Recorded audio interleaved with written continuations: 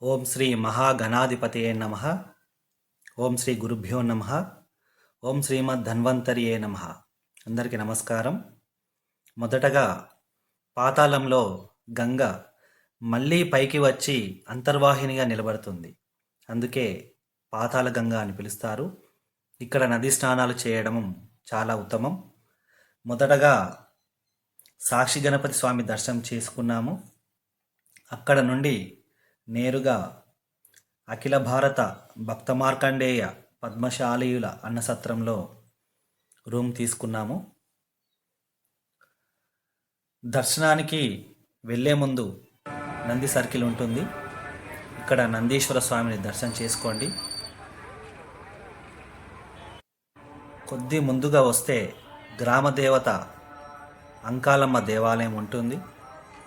అమ్మవారిని దర్శనం చేసుకోండి.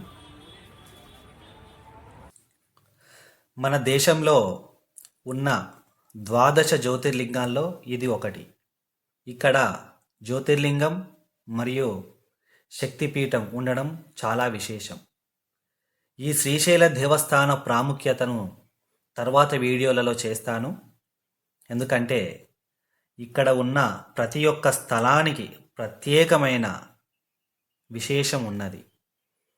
నేను నా ఛానల్ను ఇక్కడే ప్రారంభం చేయడానికి గల ముఖ్య కారణం,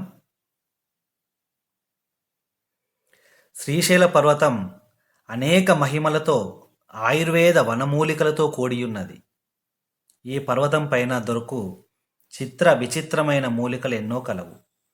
కనుక ఈ పవిత్రమైన స్థలాన్ని నేను ఎంచుకోవడం జరిగింది. మీరందరూ నన్ను ఆదరిస్తారని ఆశీర్వదిస్తారని కోరుకుంటున్నాను.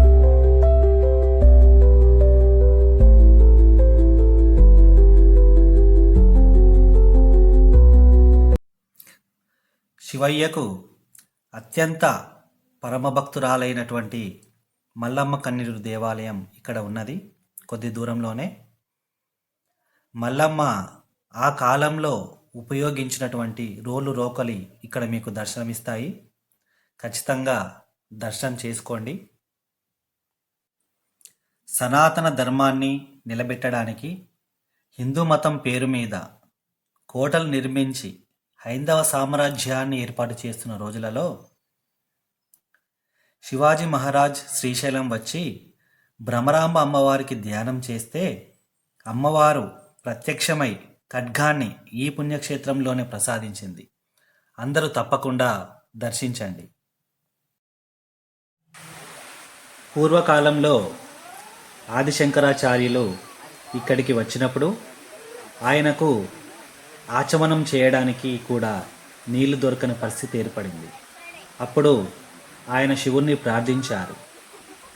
శివుడు అనుగ్రహించి తన 5 తలల యొక్క పాల అంటే నుదురు భాగాల నుండి నీటి ధారలను విడిచిపెడితే అవి పంచధారలుగా ప్రవహించాయి.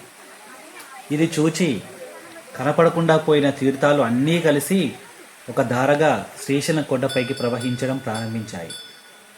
ఇలా ఈ శిఖరంపై 6 ధారలు ఉన్నాయి. వీటినే నేడు మనం పాలధార, పంచధారలుగా పిలుస్తున్నాము.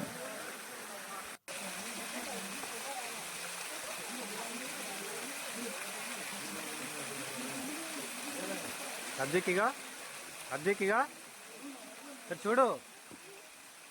అందరికీ నమస్కారం. నా పేరు యశ్వంత్ వనం. నేను ఈరోజు శ్రీశైల మల్లికార్జున స్వామివారి దేవస్థానంలో స్వామివార్ల ఆశీస్సులతో యూట్యూబ్ ఛానల్ను ప్రారంభోత్సవం చేస్తున్నాను. ఈ యూట్యూబ్ ఛానల్లో ఆయుర్వేద వనమూలికలు, ఆయుర్వేద శాస్త్రీయ మందుల తయారీ, దైవికం, దేవాలయాల విశిష్టత మరియు మానవుల యొక్క అలవాట్లు, ఉదయం నుంచి రాత్రి వరకు చేసేటటువంటి దినచర్యల కోసం ఈ యూట్యూబ్ ఛానల్లో పొందుపరుస్తాను. నన్ను ఆశీర్వదించవలసిందిగా కోరుచున్నాను.